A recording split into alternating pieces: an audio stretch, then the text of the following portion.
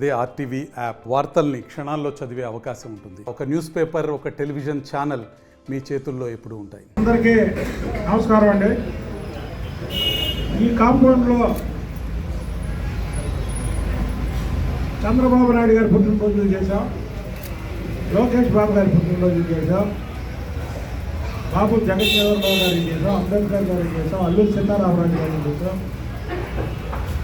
First time ఒక నాయకుడి పుట్టినరోజు ఇక్కడ చేస్తున్నాం. అది మా కేసీఆర్ జీవి గారు నా సోదరుడితో సమానం. ఎందుకంటే మా సోదరుడితో సమానం. ఒక నాయకుడిగా అయితే నేను ఇష్టపడను, మా సోదరుడు.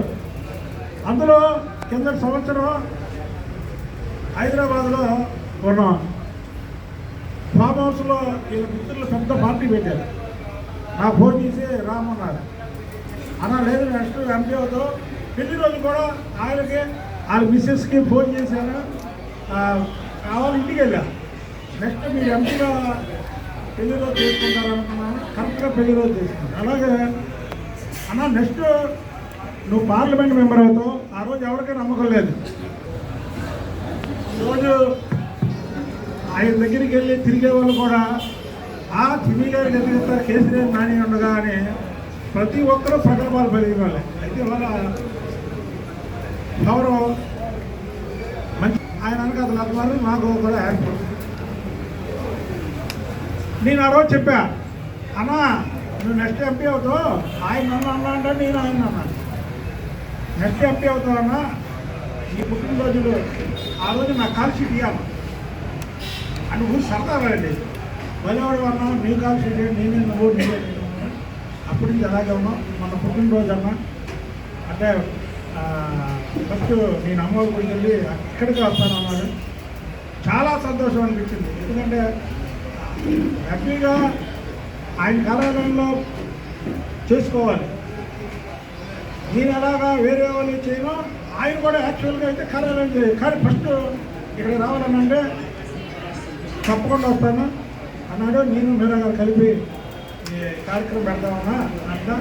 ఆయన హ్యాపీగా నిలబడి అన్నా అన్నారు అని అమ్మవారు గుడికి వెళ్ళారు. వదిలేమన్నారు ముందు ఇక్కడికి రావడం చాలా సంతోషంగా ఉండడమే కాకుండా మీకు మాట ఇచ్చా, విజయవాడలో ఎవరన్నా 2 సార్లు ఎంపీ, మీరు 3 సార్లు కూడా ఎంపీ అవుతారు. ఎందుకంటే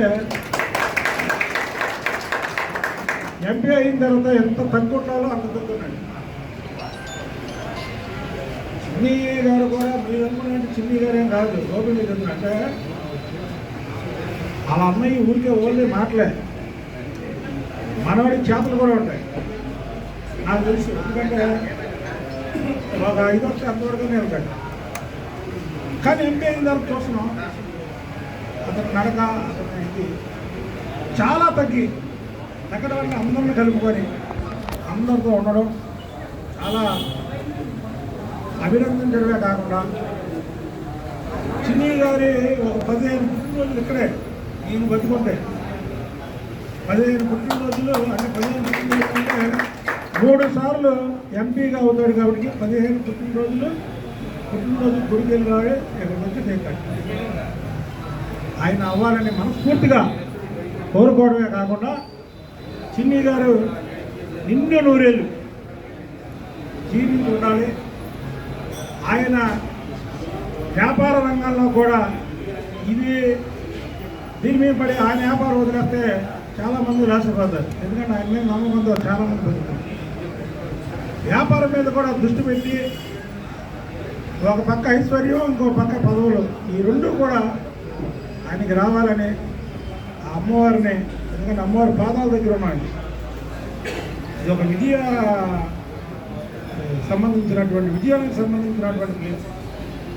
ఇక్కడ చెప్తున్నాను నేను, ఆయన 15 సంవత్సరాలు మంచిగా ఉండాలి.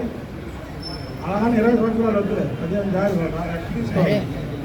3 సార్లు ఎంపీగా ఉండాలి. తర్వాత వ్యాపార రంగంలో కూడా ముందుకు వెళ్ళాలని కోరుకుంటే, ఎందుకంటే అంతకన్నా ఎక్కువ వాళ్ళ పుట్టినరోజు చాలామంది మాట్లాడతారు. కాబట్టి ఆయన నిండు 100 ఏళ్ళు జీవించి ఉండాలని మనస్ఫూర్తిగా కోరుకుంటూ, అలాగే పార్లమెంట్ సభ్యులు చిన్ని గారికి ఈరోజు ఒకటి వినియోగించుకోవాలి. 5 సంవత్సరాలు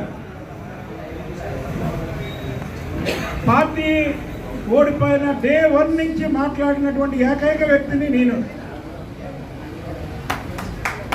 విజయసాయి రెడ్డి కారు కోతలకు వస్తుంటే ఆ నోరు మూపించింది నేను అని అంటే తప్పు.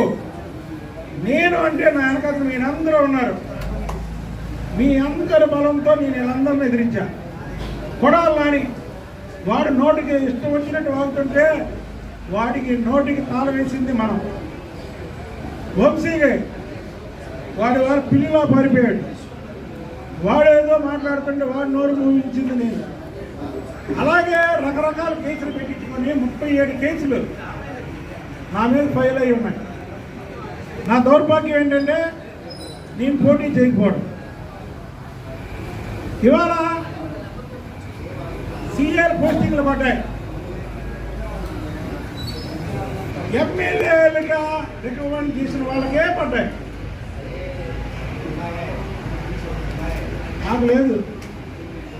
అంటే పోరాటం చేసిన వాళ్ళకి మీరు ఎమ్మెల్యే అవ్వాలి. ఈ ప్రజాస్వామ్య వ్యవస్థలో ఎమ్మెల్యే అవ్వాలి. నాకు అర్థమైపోయింది. ఇప్పుడు మీకు న్యాయం చేయాలన్నా నేనైతే ఏం చేయలేదు, ఓపెన్గా చెప్పేస్తున్నాం. ఎందుకంటే నా మనసులో దాచుకోవడం నా ఇది కాదు. ప్రతిపక్షంలో పోరాటం చేశాడు, రాష్ట్రం మొత్తం తెలుసు. కానీ వాళ్ళు పోరాటం చేయలేను. కానీ నేను చంద్రబాబు నాయుడు గారు నాకు దేవుడు, లోకేష్ బాబు గారితో జీవితాంతం ఉంటాను. నేను బతుకున్నంత కాలం ఉంటా. కానీ కొన్ని విషయాలు బాధాకరంగా కనబడుతున్నాయి నాకు. ఎందుకంటే ఇది ఎవరికి చెప్పాలి? నేను 7 నియోజకవర్గాలకి పెద్ద కాబట్టి చిన్ని గారికి చెప్తున్నా, ఇది పార్టీ అధిష్టానం దృష్టికి తీసుకెళ్ళమని. నాకు నేనుగా అడగలేనుగా అక్కడికి వెళ్ళి, సార్ నా మాట సాగట్లేదండి. నా మాట ఎందుకు సాగాలంటే నా మాట ఎందుకు సాగాలి? మీకోసం సాగాలి, మీ అందరి కోసం సాగాలి. 37 కేసులు నేను పెట్టించుకున్నానంటే 37 కేసులు మీరు ఎంతమంది ముద్దాయిలు ఉన్నారు అందులో? ఇవాళ ప్రతి ఒక్కరు వచ్చి తిరుపతి లెటర్ అడుగుతున్నారు. తిరుపతి లెటర్ ఇవ్వలేని పరిస్థితి. అంటే నాకు తెలిసింది ఏంటంటే పోరాటం కాదు, ఎమ్మెల్యే ఎవరో బాబు అని ఇప్పుడు నాకు గుర్తుకొచ్చింది. నేను చెప్తున్నా, 2029 ఎన్నికల్లో పోరాటం చేశానా సరే నేను టికెట్ తెచ్చుకుంటాను. ఎందుకంటే ఈ ఎన్నికల్లో గెలవడాలు అంటే నాకు 2024 కాంచి జ్ఞానోదయం అయింది. అంతకుముందు వేరుకుండేది, ఇప్పుడు వేరుగా.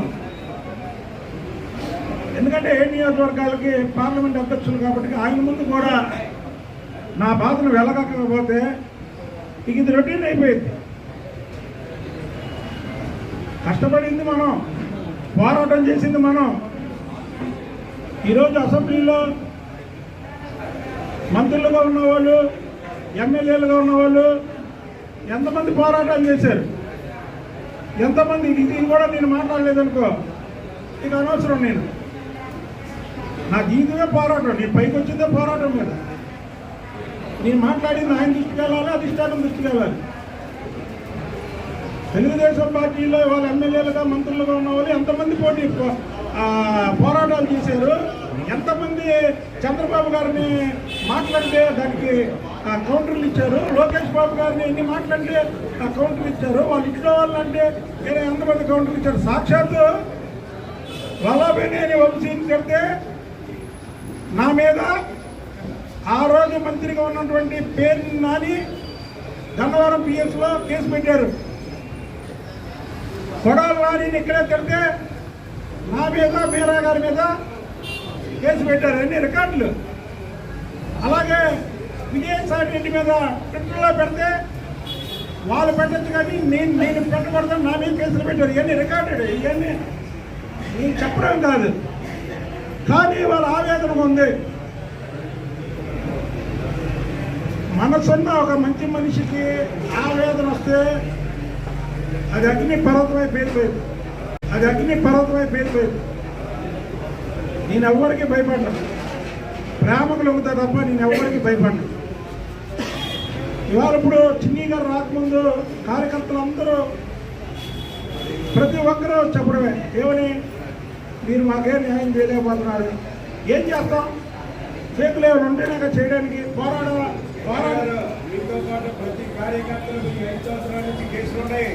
అదే చెప్తున్నాను, నేను అదే చెప్పా. ఇవాళ ప్రతి ఒక్కరి మీద కేసులు ఉన్నాయి, ఆడవాళ్ళ మీద ఉన్నాయి. ఆటోల ఛార్జీలు కూడా ఆలే కట్టించుకొని ఇక్కడికి వచ్చినటువంటి వాళ్ళు మా సోదరులు ప్రతి కార్యక్రమం మేము ఎక్కడి నుంచి చేసి ఆఖరి చిన్ని గారు కూడా పాపం ఇక్కడి నుంచే బయలుదేరాడు. చిన్ని గారు నేనేం తప్పు మాట్లాడలా, చిన్ని గారి విషయంలో ఇందులో ఎటువంటి ఇది లేదు. ఇప్పుడు చిన్ని గారి దగ్గర నేను చెప్పేది ఏంటంటే, చిన్ని గారు అధిష్టానం దృష్టికి తీసుకెళ్తారని చెప్తున్నా ఆయనకి. మళ్ళీ బాబు మీరు తప్పుగా ఇచ్చేయకండి. చిన్ని గారు పార్లమెంట్ సభ్యులు, చిన్ని గారు అధిష్టానం దృష్టికి తీసుకెళ్తారని నేను ఆయన దృష్టికి తీసుకెళ్తున్నాను. మా ఆవేదనని, మా బాధని. అయితే ఎల్లకాలం ఒకలాగే ఉన్నాం, ఎల్లకాలం ఒకలాగా ఉండదు. ఇవాళ శనివారం వెళ్ళిపోతుంది, రేపు వస్తుంది, ఆదివారం వస్తుంది. అలాగని మీరు కూడా ఏం భయపడకండి, ఎప్పుడు ఇలా ఉంటాం అనుకోకండి. పోరాట యోధుడికి ఎప్పుడు లైఫ్లో చావు ఉండదు. మరణం అంటే ఒకటే మరణం, కానీ వీటికి మరణం ఉండదు. నేను కూడా చంద్రబాబు గారి దగ్గరికి, లోకేష్ బాబు గారి దృష్టికి తీసుకెళ్తా. ఇది మాత్రం కేశినేని చిన్ని గారు మాత్రం మా ఆవేదనని, ఇప్పుడు నేనేదో మాట్లాడానో ఆ ఆవేదనని అధిష్టానం దృష్టికి తీసుకెళ్ళాలి. ఎందుకంటే నేను ఈ వంటోడు ప్రాంతంలో ఉన్నా, తెలుగుదేశం పార్టీకి చెందినటువంటి అనేక పెద్ద నాయకులు ఈ వంటంలో ఏదన్నా ఎక్కడికన్నా వెళ్ళాలంటే నాకే ఫోన్ చేసి చెప్పేవాళ్ళు. ఇవాళ నా పరిస్థితి ఏంటి, ఇవాళ ఎవరికి చెప్తారు? నేనే కూడా చెప్పుకునే పరిస్థితికి వచ్చేసాను. కాబట్టి దీన్ని ఏదో వ్యతిరేకంగా మాట్లాడుతున్నాను అనుకోవద్దు. ఆవేదనతో మాట్లాడుతున్నటువంటి మాటలు. చంద్రబాబు గారిని ఇస్తావా ఇవ్వా అని టికెట్ తీసుకున్న వాళ్ళు చాలామంది ఉన్నారు. ఆయన ఒక మంచి వ్యక్తి, ఇచ్చారు.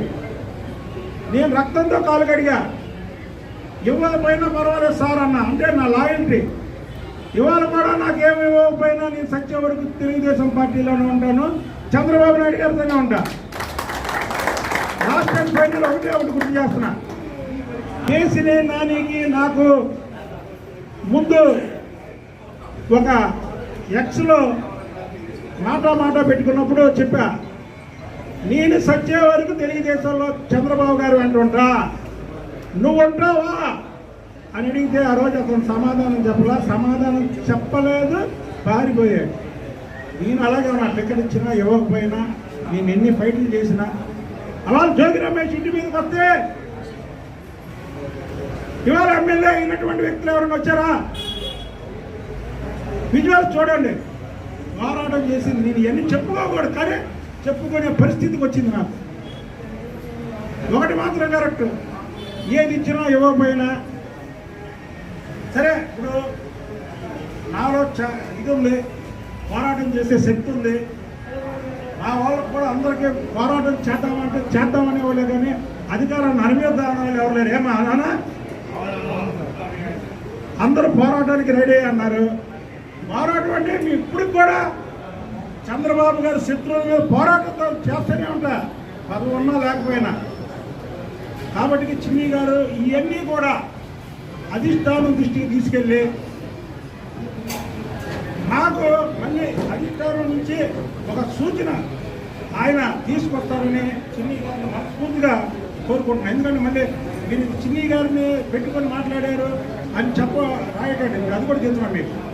ఆయన మా సోదరుడు, ఆయనకి నేను పార్లమెంట్ మెంబర్గా నేను చెప్తున్నాను, మా బాధ నా ఆవేదన నేను చెప్తున్నాను. ఆయనకి ఆయన అధిష్టానం దృష్టికి తీసుకెళ్ళి మళ్ళీ మాకు దీని మీద రిప్లై ఇస్తారని ఆశిస్తూ మరి కేక్ కట్ చేసే ముందు చిన్ని గారు మాట్లాడతారు. మేరా మరిన్ని వీడియోస్ కోసం ఛానల్ ని సబ్స్క్రైబ్ చేయండి. లేటెస్ట్ అప్డేట్స్ కోసం వాట్సాప్ ఛానల్ ని ఫాలో చేయండి. అండ్ లింక్ డిస్క్రిప్షన్ లో ఉంది.